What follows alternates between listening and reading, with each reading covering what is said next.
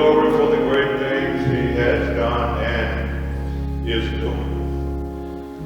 Those of you with your Bibles, if you would, turn this morning to the gospel recorded by Matthew, chapter number 9.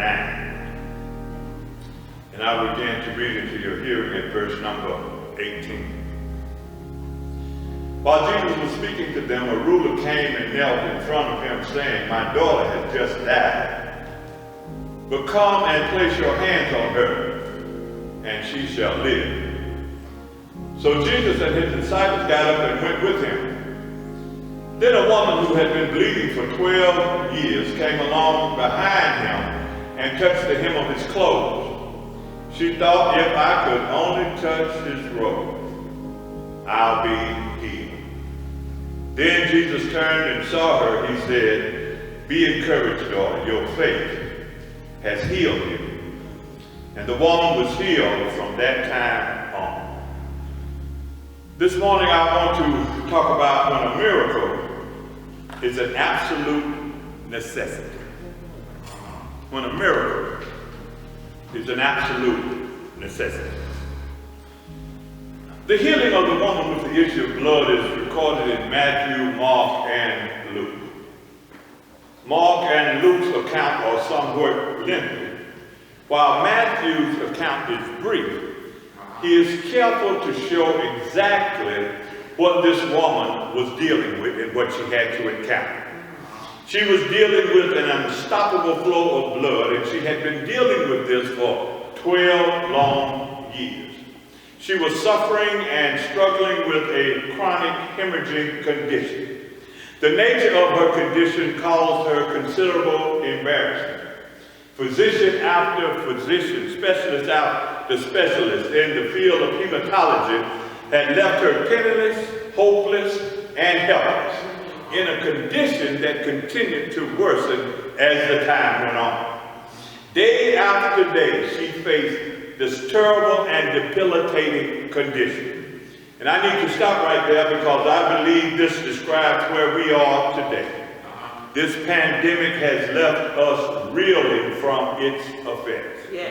The constant parade of the sick being wheeled into hospitals has left the medical profession on the brink of collapse. Layoffs, furloughs, and shutdowns have devastated the economy. Being shut up and cut off from everybody has left people in a state of depression. Yes. And the opening of the country too soon could make the situation, like this woman's situation was, even worse. Yes. And like this woman, we have cried about it and prayed about it, and it doesn't appear to be getting any better. So like this woman in our text, a miracle is an absolute necessity. This woman is like some people of color who are battling the coronavirus. Yeah. There was no Medicaid and Medicare because our state chose not to take it. Mm-hmm. There's no AARP or affordable health care plans for a lot of us. There's no Blue Cross and no Blue Shield for us. Wow. This woman, like people all over this country, is in a bad place. Yeah. She is stressed out, she's anxious, she's afraid, she was in a critical condition, and a miracle was an absolute necessity for this woman. Yes. In our text, this woman is isolated and alone. She's barren and hurting, and there seems to be no resolution for her condition. All I'm trying to get you to see, church, is life can push you into a place and put you in certain predicaments and conditions where there seems to be no resolution. Yes. And when there seems to be no resolution, people become desperate. I wonder, is there anybody under the sound of my voice who knows of anything about a desperate situation? Yeah. Anybody who's ever needed an immediate answer? Yeah. Maybe I'm the only one who's ever had a needed and right now answer from God. Yeah. Maybe I'm the only one who's ever been sick or ever been broke or ever been lonely. And if I don't get a right now answer from God, I'm going to lose my mind. Yeah. Anybody ever been in a critical condition condition and in a critical situation and the Lord wasn't saying anything? You were pacing the floor, but he wasn't saying nothing. Tossing and turning and couldn't get in his feet, but he wasn't saying nothing. Praying and crying and calling out to the Lord, but he wasn't saying nothing. You want to keep putting one foot in front of the other. Everybody tells you to keep putting one foot in front of the other, but it's hard because he ain't saying nothing. This woman, she was desperate, and Jesus wasn't saying anything. And let me tell you this while I'm on it.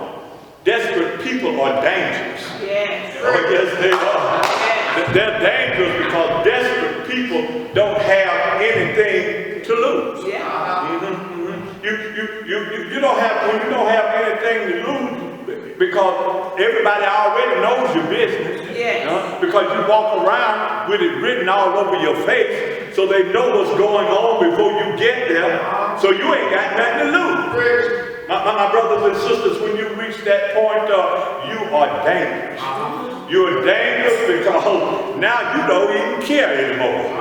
You don't care what nobody thinks. You don't care what nobody says. You don't care how anybody feels because you're desperate. Yes. And let me tell you something else while I'm on it. You can't play around and mess around with desperate people. Amen.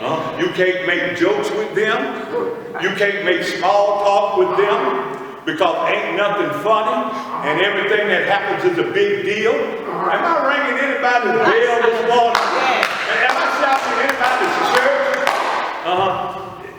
Is there anybody under the sound of my voice who needs a word from the Lord? Amen. Anybody who absolutely needs a miracle?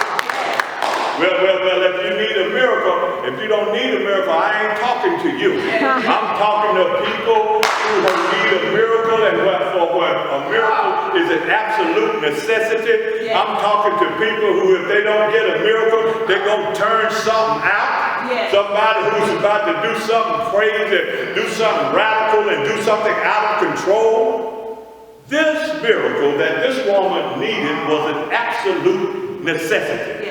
Because if she didn't get it, she was going to go out of her mind. Now, I've made one or two observations in this text about this woman and her need for this miracle. Number one, when a miracle is an absolute necessity, it's time sensitive.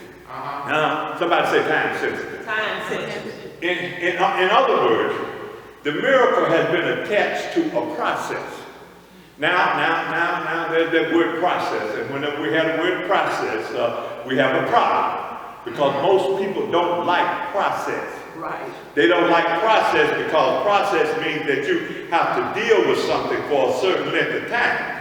And we don't like that because we live in a fast-paced world and a fast-paced society where we want everything quick.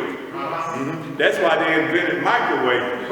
That's why you get your vegetables in a bag and they got meat in a can and cornbread in a box because we want everything quick.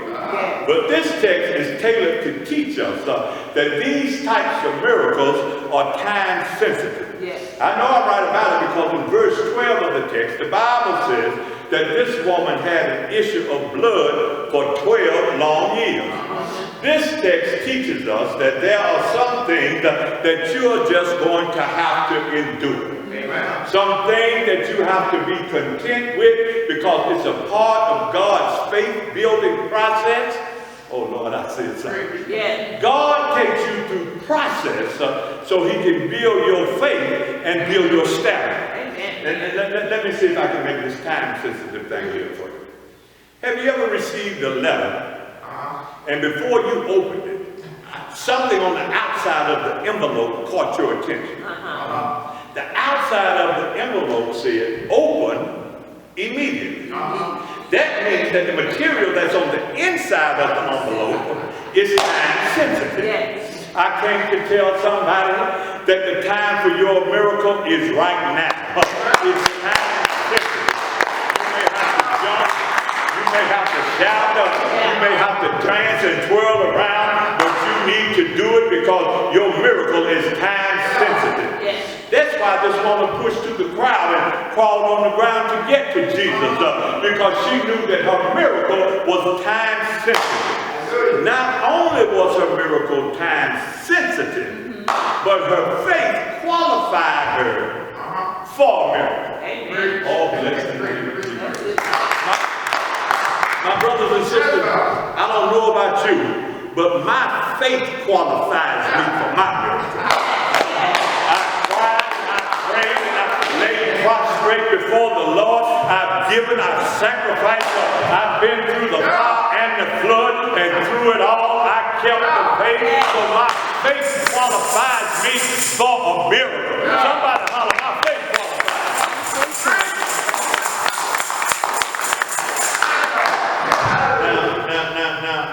Now, you can't get with this sermon if it's been easy for you. Right. You can't get with this if you have it all figured out. Yeah. You can't get with this if you ain't been through nothing. Yeah. This is for the people who didn't know how they were going to make ends meet. And those who didn't have it easy and couldn't figure it all out. It's for those who are still dealing with the lump in your breast and dealing with diabetes and high blood pressure and bad liver and a bad kidney and hard-headed children and bill collectors and lost loved ones.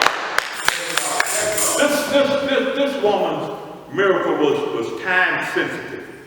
For 12 years she had to deal with it. And after 12 years, she's exhausted and everything she has is gone. My second observation is she talked to herself. Oh, bless the name of Jesus. Sometimes